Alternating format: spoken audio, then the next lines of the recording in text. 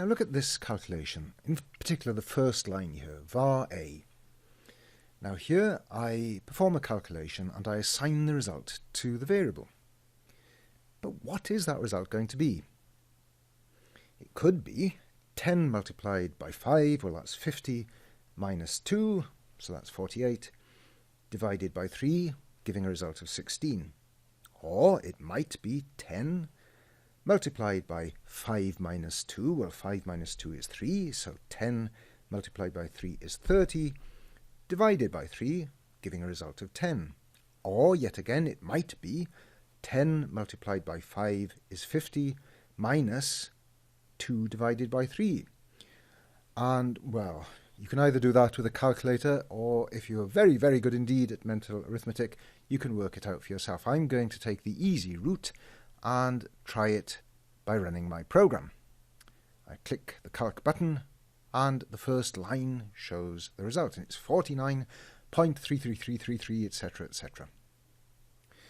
So what is that result? Where does it come from? Which of the possible calculations that I outlined has actually been done? Well, in fact, what has actually been done is the last one, the complicated one. 10 was multiplied by 5, 2 was divided by 3, and the result of 2 divided by 3 was then subtracted from the result of 10 multiplied by 5. Well, why was that the case? Here's the answer. Operator precedence. You can look this up online. The precedence of operators determines the order they're applied when evaluating an expression. And so there's a chart here, and it shows the list of operators in decreasing order of priority. That means that the ones down here are lower in priority than the ones further up. So multiplication, division, and modulus, which are higher up the list, have a higher priority than plus and minus, which come beneath them. Now, the rule to remember is that when several operators are used in a single expression, operations with a higher priority, a higher precedence, are performed before those with a lower precedence. So multiplication, division, and modulus have a higher precedence than addition and subtraction, so they are performed first. But the rules of operator precedence are complicated. And it's hard when you look at code, when you look at real code as we did now, it's hard to look at a piece of code like this and to work out what the result is going to be. Now, if you are a very experienced programmer, you might be able to deal with relatively simple calculations like this and figure out what the result is going to be. But in fact, there's a much easier way. Use parentheses.